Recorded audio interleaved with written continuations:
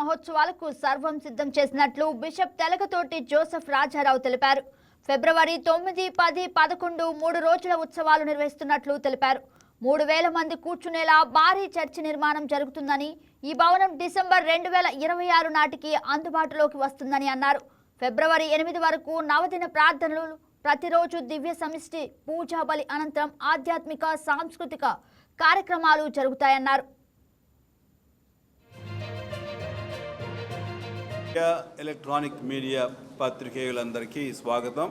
ఈ నెల 9, 10, 11 తేదీలలో గత 102 సంవత్సరాలు గుణదల మరియమాత, గుణదల లూర్దుమాత తిరునాళ్ళు జరిగినట్లుగా ఈ సంవత్సరం కూడా అంగరంగ వైభవంతో ఈ కార్యక్రమాలు నిర్వహించడానికి సన్నాహాలు చేస్తున్నాం.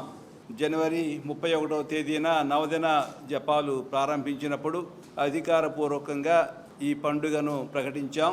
వేలాది మంది భక్తులు వస్తున్నారు. ఇప్పుడే మేము ప్రతి సంవత్సరం పాటించినట్లు ఇప్పటి నుంచి ఈ నవదిన జపాలతో ప్రార్థనాపూర్వకంగా ఆధ్యాత్మికంగా ఈ పండుగకు సిద్ధమవుతున్నాం. ఫిబ్రవరి 9, 10, 11వ తేదీలలో చాలామంది భక్తులు, మరియమాత భక్తులు తరలి వస్తారు. ఆ సమయాల్లో కూడా చాలామంది పీఠాధిపతులు వస్తారు. ఈ సంవత్సరం కడప పీఠాధిపతులు, ఇంకా విశాఖపట్నం అతి మేత్రాణులు, నెల్లూరు మేత్రాణులు దీనికి రానున్నారు.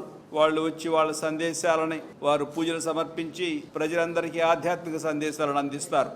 Please subscribe to YK TV Network. Please subscribe to YK TV. Please watch YK News. Don't forget to subscribe YK News channel.